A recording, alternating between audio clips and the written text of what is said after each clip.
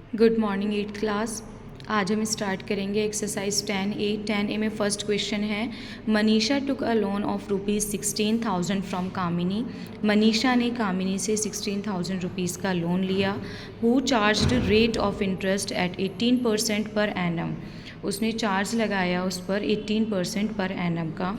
After 2 years Manisha paid her ₹20,800 and a wrist watch to clear the account. Account clear करने के लिए उसने 20,800 rupees उसको वापस किए, रिटर्न किया आफ्टर 2 years, और साथ में एक रिस्ट वॉच दी।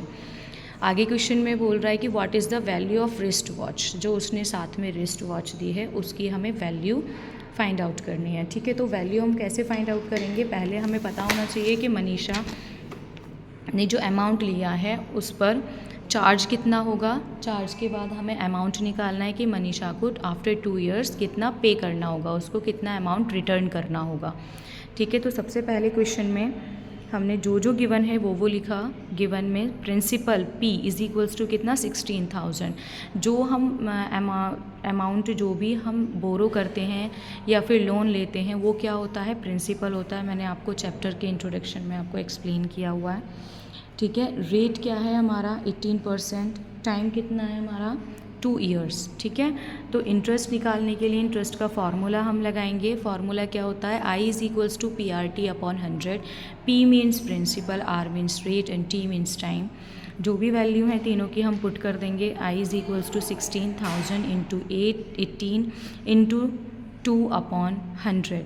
ये 2 0 से 2 0 हमने कैंसिल आउट कर दी। क्या बचा हमारे पास 160 इंटू 18 इंटू 2। सभी की हम मल्टीप्लाई कर देंगे, कितना आ जाएगा 5,760।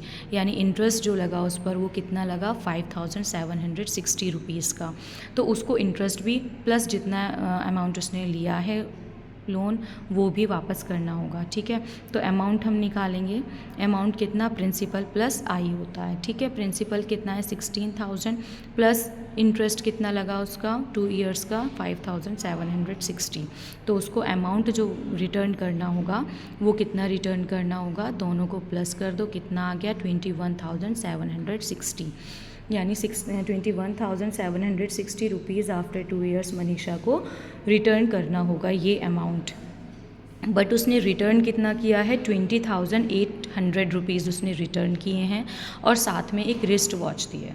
तो इस अमाउंट को क्लियर करने के लिए उसने 20,800 रुपीज़ दे दिए और प्लस एक रिस्ट वॉच दे दी। तो रिस्ट वॉच कैसे निकलेगी वैल्यू उसकी, तो value of wrist watch is equals to 21,760 में से हम माइनस कर देंगे जितना उसने अमाउंट दिया है। ठीक है, तो कितना दिया था उसने अमाउंट 20,800 रुपीज़। तो हम माइनस करेंगे, जितना भी अमाउंट आएगा हमारा वो क्या होगा, रिस्ट वॉच का अमाउंट होगा। तो रिस्ट वॉच की वैल्यू क्या हो गई हमारी 960 रुपीज़।